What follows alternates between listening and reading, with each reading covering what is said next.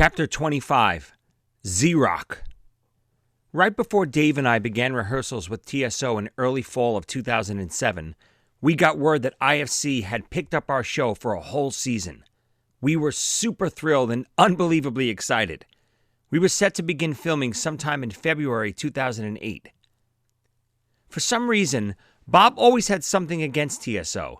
I think he felt threatened that he didn't have full control over Dave. Every chance he got, he would badmouth TSO, calling them all washed-up 80s rockers or has-beens.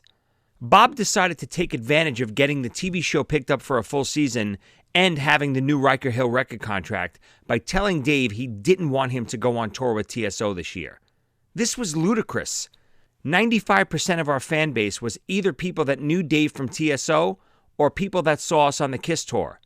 But of course, Dave listened, and he agreed not to play with TSO that year. Crazy. I always thought of Dave as a goofy kid. He was just always happy-go-lucky, without a care in the world. I admired that quality about him. But I also thought it hurt him in these types of situations. He was easily manipulated.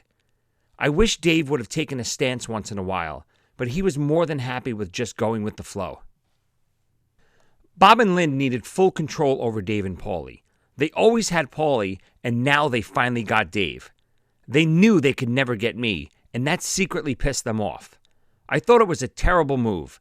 This was jeopardizing Dave's future and was disgusting of them to demand it. Paulie and Dave never really understood the concept that Bob and Lynn worked for us, not the other way around. There was no way the TSO tour, which ended in late December, by the way, was going to interfere with the TV show that we were set to film in February. In January 2008, we were asked by three-time World Series champion manager Tony La Russa to perform at his Animal Rights Foundation, ARF. Tony and his family were big fans of TSO and knew Dave and ZO2 because of that, which is more proof that TSO was important to the success of ZO2.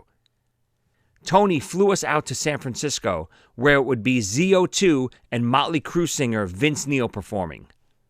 Tony and his family treated us like real celebrities from the moment we landed. He had a limo waiting for us at the airport, and him and his family all greeted us personally at the hotel upon arrival at 11:30 p.m. On the day of the charity event, ZO2 sound-checked, and it must have freaked Vince Neil out a bit. He was originally set to headline the event, but shortly after hearing us, he decided that he wanted to go on first and let us close the event. La Russa was upset with Vince. Obviously, Vince was who the people were coming to see, and La Russa thought it was pretty crappy of him to change time slots just because he felt intimidated by a young band. It's amazing. Tony La Russa and Vince Neil, two really rich and famous people who brought completely different ethics and morals to the table. Vince was nice enough to us backstage, but we could tell he was a little awkward and uncomfortable. After the performance, Tony invited us to the after party at a ritzy club. Knowing I was a big Yankees fan from the conversation we had earlier, Tony came over to me at the party and we talked baseball for almost an hour. He even told me a story of how he was supposed to be the one to replace Buck Showalter as Yankees manager right before Joe Torre took over in 1996. Wow, I bet nobody knows that story. Overall, it was a spectacular experience, and I remember thinking to myself, wow, all of these great things are happening, and now we get to go fly home and film our own TV show. Life was getting crazy in a good way. Once we got back from San Francisco, we had to come up with a name for our new TV show. Paulie, Dave, and I suggested Ain't It Beautiful, so we could use that song as the official theme, but the executives at IFC didn't really like it. After a few weeks of going back and forth and not really agreeing on anything, the head of IFC, Evan Shapiro, sent out an email that the show would be called Z-Rock. It's funny. We all completely hated it at first and thought it sounded so cheesy. But now, I could never imagine the show being called anything else. Season 1 of Z-Rock was written like this. We all got together with the producers, Mark and head writer Andrew Gottlieb. Paulie, Dave, and I would just tell stories of real shenanigans that went on in the band. This became the skeleton that Gottlieb then used to write each episode. The plan was to film Season 1 out of order, starting by filming Episode 4, which starred Gilbert Gottfried. Upon arrival on set for the first day of filming, Paulie, Dave, and I felt like we had officially entered the land of Oz. As amazing as touring with Kiss had been, we knew right away this was bigger and that this was a completely different animal. The first shooting location was inside a mansion that would play as Gilbert's house for the episode.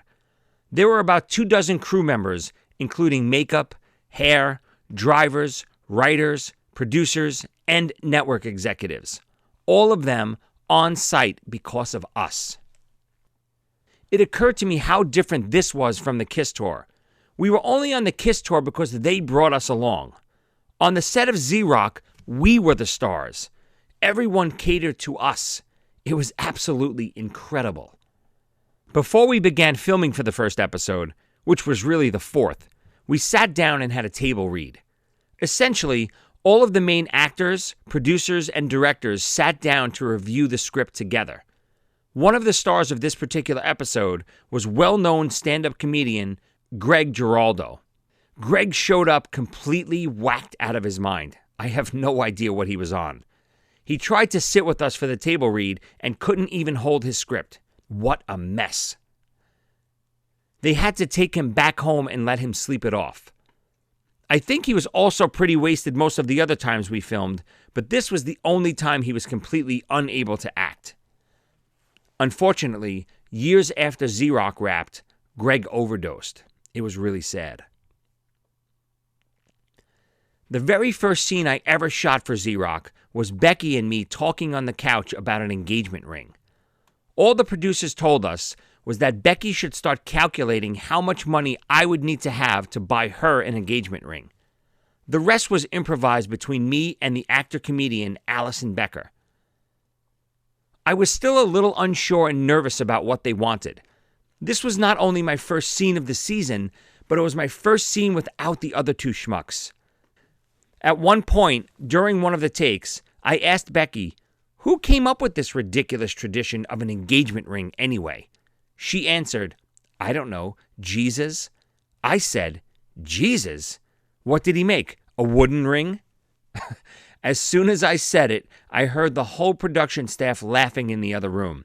From then on out, I never felt awkward or uncomfortable filming again.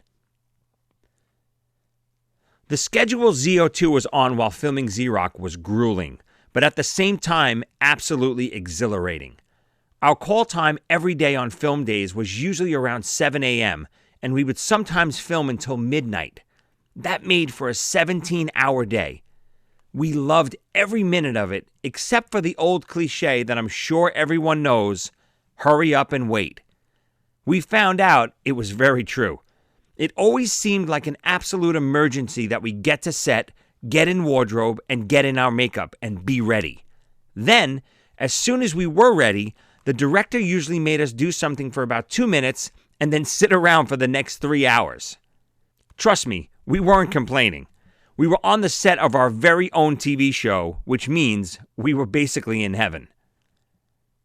After a very tiresome and long week of filming, ZO2 would still play shows on the weekend, sometimes even leaving straight from the Z-Rock set to make it to the gig. It was insane.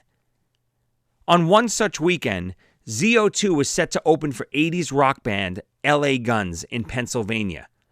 We had just come off a crazy week filming Z-Rock, and now we had a 4+ hour drive to go play a show.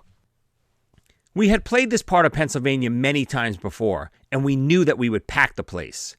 Once we got to the club, we began to set up our gear in front of the headliner, LA Guns, which was commonplace for the opening band. Usually, the headliner's drummer would use the drum riser, and the opening act would set up on the floor directly in front of them. Just as I was about finished setting up, the road manager for LA Guns ran over to demand that I immediately remove my kit from the stage. At first, I asked him, legitimately confused, what the problem was, thinking I actually had done something wrong. He started yelling at me, My singer will not do a sound check in front of another band's drum set. I quickly understood I was dealing with a jerk-off on some kind of power trip. He picked the wrong night and the wrong drummer to try this with. I got in his face and started screaming at him. Who the fuck do you think you're talking to? I will knock your ass out right here. Let's go. And I waved at him to come at me. Now, I'm not really someone who fights a lot or gets into fights, but over the years, I've had to lay out a few snapperheads. This was definitely a snapperhead that needed a beating. He backed down almost immediately and began backtracking his words. You don't understand. My guys need space to sound check. I said, if they need space, they got it. I'm out of here. I began packing my drums and was heading out. I knew that without ZO2, there would be no crowd that night. He knew it too. By then, Bob had come over to try to calm me down and to keep me from leveling this guy. The road manager began pleading with Bob to make me stay, but I wouldn't have it. Bob asked to talk to me and pulled me aside. I said, still pretty heated, I absolutely refuse to play with these jerk-offs. The road manager approached and started pulling out money. Here, what will make you stay? I said without hesitation, $200. He handed me $200 and I said, and my drums get set up on the stage right now. He meekly replied, yeah, okay, no problem. My guys will work around them. Bob repeated that story to everyone for the next year. He couldn't believe how furious I was and how close I was to knocking this guy out. Then, seconds later, I immediately calmed down after getting the $200. This story was actually the foundation for what Z-Rock writer Andrew Gottlieb used for episode 2, starring the whitest kids you know. In episode 2, ZO2/Z Brothers battle our rival band, Kidtastic. Just like in the real situation with LA Guns, my character gets into a little scuffle with the other band. But for the fun of TV, I was beaten up at the end. The original plan was to have a member of Kidtastic punch me and knock me out. But I had a much better idea. Still being a big wrestling fan, I'd always wondered what it would be like to get hit with a guitar just like the Honky Tonk Man used on his opponents. Since Kidtastic would have their acoustic guitars in the scene, I thought it was the perfect opportunity to pay homage to the Honky Tonk Man. The producers loved the idea. The scene went as follows. I was supposed to insult Kidtastic by calling one guy's sister a derogatory name for making them ridiculous-looking t-shirts. This insult would cause one of their members to lose it and blast me with the guitar. If you've ever seen the Honky Tonk Man perform, you'd know that once the guitar hit his opponent, the guitar would appear to shatter upon impact. I'm not exactly sure how this was achieved, but I do know it wasn't a regular wooden guitar.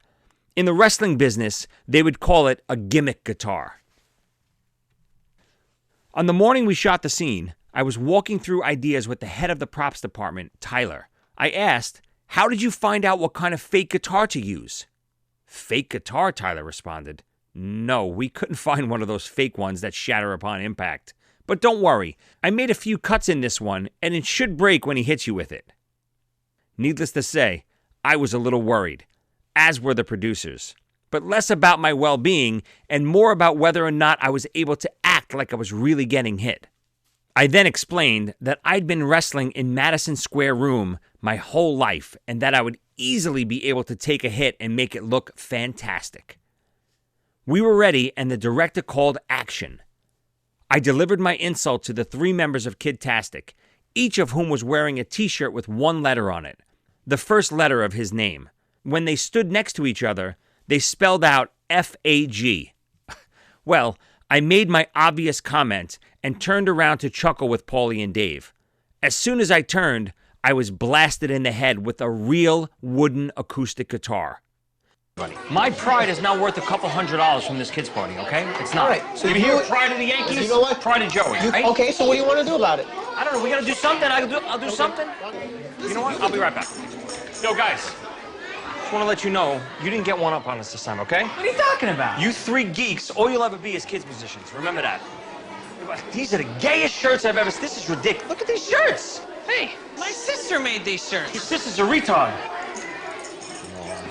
My sister's not retarded, she's special. Yeah, whatever. What the hell? It almost legitimately knocked me out, but I didn't let on. I'd been waiting to take a guitar shot ever since I first saw Honky blast the Macho Man 20 years prior. I knew I had nailed the take, but the director yelled, "Okay, one more time just to make sure we have it." I probably already had a slight concussion, and now I had to do it again. On the second take, we went through the whole thing again, and right as the guitar hit me, one of the pieces of wood cut my face pretty badly. Even though now I definitely had a concussion and I sported a pretty nice cut on my face, I was having the time of my life. The first season of Z-Rock was an unbelievably exciting time. We were potentially on the verge of superstardom, and each episode of filming got funnier and more outrageous, with guest stars like Dave Navarro, John Popper, Dee Snider, and Joan Rivers. My favorite episode from season 1 was episode 8, the first episode that we shot on location overnight. The whole cast, crew, and network went to Mohegan Sun in Connecticut. We arrived the night before filming was to start, and I brought my old buddy Scally along for the trip. Scally and I stayed up till 4 a.m. drinking and gambling. My call time the next morning was 6 a.m. I remember one of the producers, Lindsay, banging on my wall when she heard me walk in at 4 a.m. yelling, "You better be ready by 6." I was. This episode was really great because Paulie, Dave, and I got to film our own little story arcs inside the episode. This, along with episode 7, really built on our individual characters and helped us understand what our character's role was in the show. A really funny part about episode 7 of season 1 was when Dee Snider stole one of our songs and told the world that Twisted Sister was back. In the episode, Dee is some kind of mentor to Paulie, and he really gives Paulie advice on his love life. Paulie writes this beautiful love song and sings it to his long-lost love. Dee steals Paulie's song and presents it as the new Twisted Sister song to his management company and announces, "Twisted Sister is back." Paulie, writing music comes from deep within you. I mean, you really got to tap into the emotions that are going to drive this song. That's what connects with people. I understand. I mean, dude, I love We're Not Gonna Take It. I'm like one of the... We're Not Gonna Take It. That's not the greatest song I ever wrote. I Wanna Rock? That is a great... No. I mean, that's the stuff that were hits, you know? I mean, they were hit records. They're great songs. I mean, they're iconic anthems for the ages. I mean, God, every man, woman, and child sings those songs. But that's not the greatest song I ever wrote. Only one person has ever heard the greatest song I ever wrote.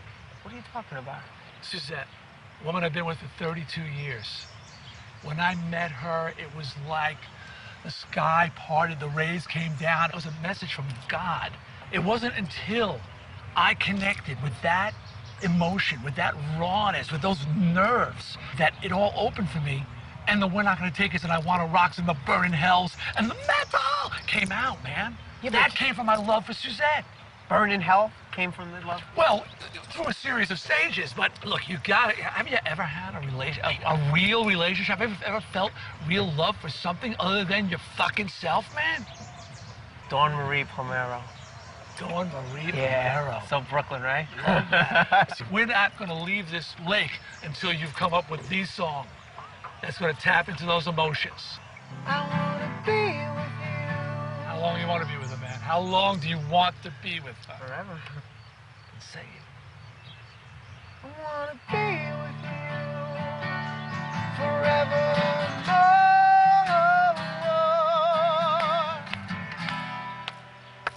Yeah? Grasshopper. You don't need me anymore, man. Phil, it's Dee. Hey, you know how I wanted to do a Twisted Sister record? You know, because I haven't had any songs that I thought really were worth making a comeback for? Well, I haven't told you this, but I've been working on something for quite a while now, in the past 2 or 3 months. And finally, it's finished. Check this out. I've been in love with you I swear it's true. I want to be with you. You think that? I want to be with you forevermore. It's great, right? This is the one. I know it. We're back!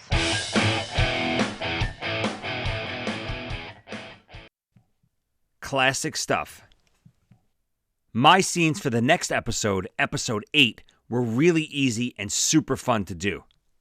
All I had to do was sit at a blackjack table and gamble. It was always my belief, or maybe my superstition, that the only way a person can win in a casino was to make a lot of noise. So I incorporated this into my scene.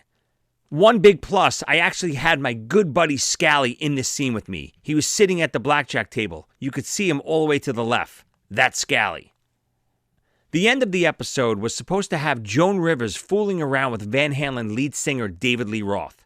At the last minute, because we were behind schedule, David Lee Roth unfortunately had to back out. We still ended the episode with Joan Rivers exiting Van Halen's dressing room while wiping her mouth. David Lee Roth did leave us 3 tickets to attend the Van Halen concert that night at Mohegan Sun. Right after filming, Paulie, Dave, and I ran top speed through the casino to catch the final 3 songs of Van Halen's set. What a perfect way to end a perfect weekend. I remember Big J Okerson was actually dressed as a girl tennis player, and he also had a ticket to go see Van Halen that night, but he couldn't decide if it was worth running through the casino dressed as a female tennis player to go see the last few songs of Van Halen. I think he decided against it.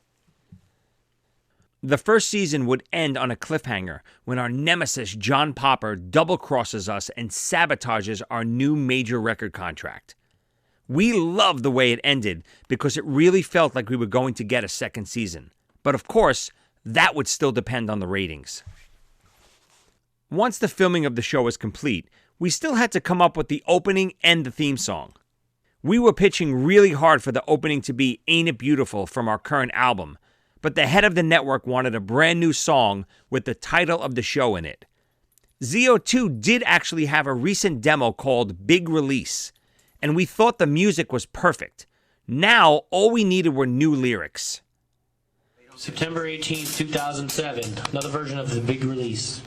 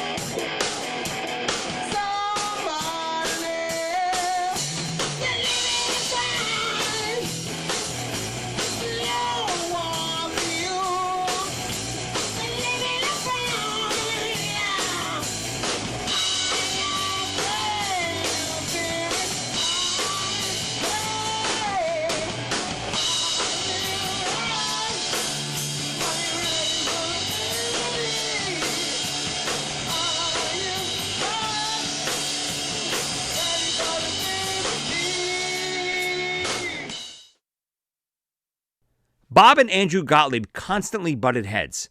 One of the show's main themes was for us to play original kids' songs at kids' parties. Each episode called for a different song, such as our birthday song, Blow It Hard, or our bar mitzvah song, Shalom Means Goodbye, which we did with John Popper. Hi, how are you? Shalom. Hi, shalom. Shalom. Hey, man, how you doing? Shalom. How you doing? So they're going to be performing a little song after the Kaddish. It's not traditional, but 3 nice Jewish boys. Whoa, whoa. It's okay. 2 Jewish boys. I'm not on their side. Team Jesus, my friend. 2 out of 3. It's not so bad. The boys and the band will now sing the song of circumcision that they have written especially for this occasion.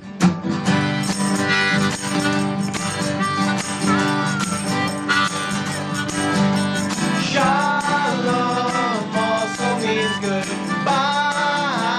There's no need to cry, just sit and say shalom. Mr. John Popper, everybody, come on.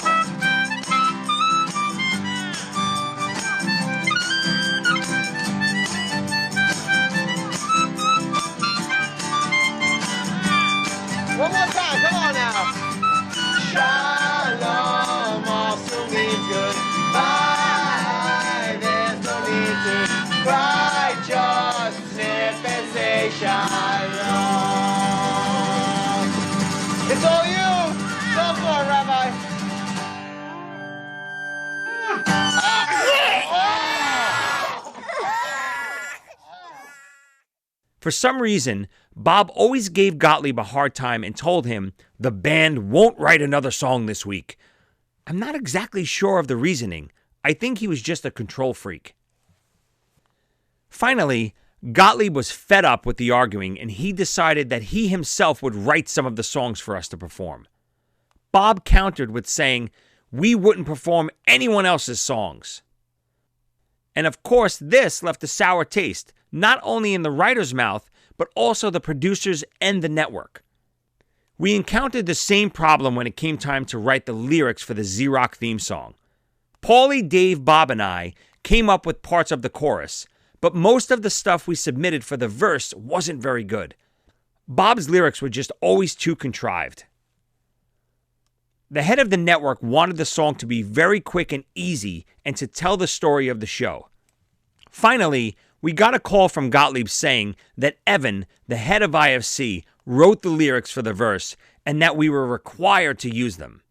Bob fought it a little, but finally gave in because the network head was making the call. We're a Brooklyn band. It's rock and roll we live. But to pay the rent, we gotta play for kids.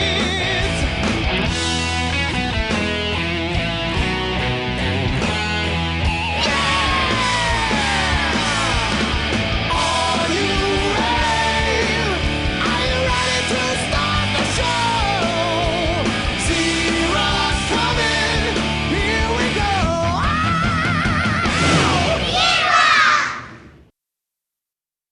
Years later, I found out that Gottlieb had actually written the lyrics and told Bob that they came from the head of the network. This was just the beginning of the problems among our managers, the network, and the producers. In early July 2008, just weeks before the premiere of Z-Rock, IFC flew us to LA to attend the TCA convention. TCA is short for Television Critics Association. We stayed at the Beverly Hilton Hotel and we were treated like kings. IFC paraded us around like we were the biggest stars on the planet. They held a private concert for all the TV critics with an after party to follow. 3 boys from Brooklyn were having the time of their lives. We were like big kids in a giant candy store.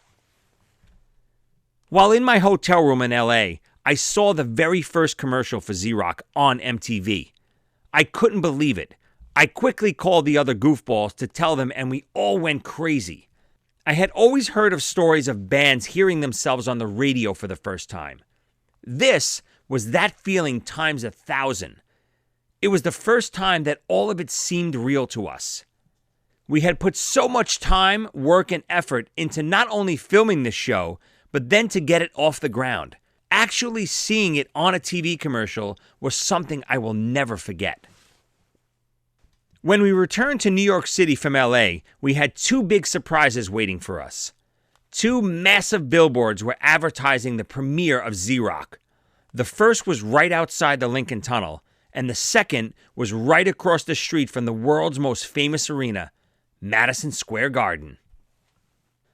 Z-Rock premiered on IFC on June 25th, 2008, and was instantly the highest-rated original program in IFC history. The roller coaster had officially started down the tracks. We were more than ready for the wild ride ahead. Right after the second episode of Z-Rock aired, we flew out to Mountain View, California to play with the Scorpions and Sammy Hagar. This was a massive show for about 25,000 fans. Even though Z-Rock was still pretty new, it was quickly becoming a cult hit in the rock world. People went absolutely ballistic when they saw us. Believe it or not, most people didn't even realize we were an actual band until they saw us perform. They thought we were just actors on a TV show.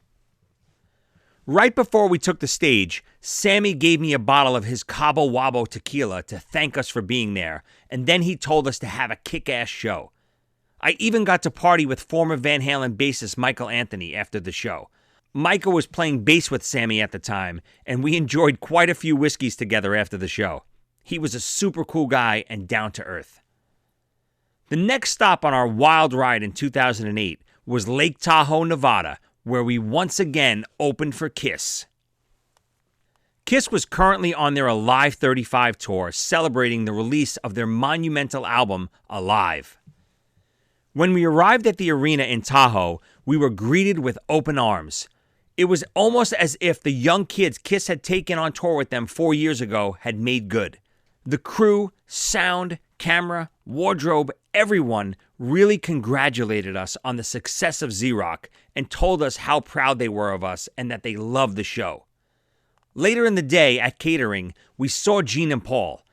Gene, of course, immediately yelled out, "But if you go!" as if seeing an old friend. Paul told us that he watched the first few episodes of Z-Rock and that he thought it was really funny. Gene said the same. They both seemed so proud of us. In a way, I think they felt like we were their boys that they sent out into the big world and we'd made something of ourselves. I also couldn't pass up the opportunity to give each a copy of our new Z-Rock adult activity coloring book. They both got a real kick out of it. During our set that night, we decided to play a cover song which we've been playing for a while and was always a big hit. It was Rush's Tom Sawyer. We figured that if any Kiss fans didn't know who we were, this song might win them over. The song went over great and the crowd of over 12,000 really loved it. Dave sounded exactly like Geddy Lee singing it.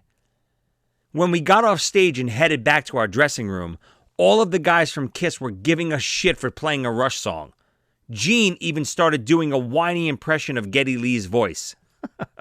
We all got a big laugh out of it, and it actually felt great that Kiss was now so comfortable with us that they were picking on us like we were their little brothers. Playing Tahoe with Kiss was such a different experience from when we did the Rock the Nation tour 4 years earlier. I think that on the first tour, Kiss felt like they were doing us a favor by taking us out with them. And they absolutely were. This time, because of Z-Rock, it felt like we were a more legit opening band that had our own fan base. It was incredible. Soon after playing with Kiss in Tahoe, I was asked to be a celebrity guest on the new MTV game show, Silent Library. A very young Justin Bieber had just been the guest the week before. Silent Library was a show where a bunch of people had to sit through ridiculous pranks and/or scenarios and try not to laugh. If they could hold their laughter in, they would win money depending on the severity of the prank. In my skit, I was set to come out and play the drums on some fat guy's naked torso. He and his fellow contestants had to try not to laugh while I beat him with sticks for almost a minute. Because this had to be a spontaneous performance and get a real reaction from the contestants, I had an earbud piping in the producer's instructions. Once I began drumming on the guy's belly, the producer began calling out orders in my ear. "Work his nipple, now his crotch." Finally he said, "Big finish, really hit him hard." It was a crazy fun day. I remember thinking to myself, how the hell did I get here? I'm playing drums on a guy's nipple on MTV. Shortly after our West Coast trips with Kiss, Sammy Hagar, and the Scorpions, ZO2 played in Virginia at a cool club we used to play quite regularly called Jack's. We were in our hotel room when we got word that Z-Rock was officially picked up for Season 2. The three of us were so excited that we began jumping on the beds like little kids. There was only one small problem. We wanted to have a brand new album to coincide with Season 2 of Z-Rock, and we definitely weren't ready. The next few months consisted of writing all the new material for ZO2's third album. The name of the third album would be named after a phrase I created and used all the time, Casino Logic. The phrase referred to justify a crazy way of thinking. For instance, if a person goes to the casino to gamble and loses $500, but had $1,000 worth of fun, then he was basically up $500. That's Casino Logic. Here's a song off Casino Logic about poker called All In.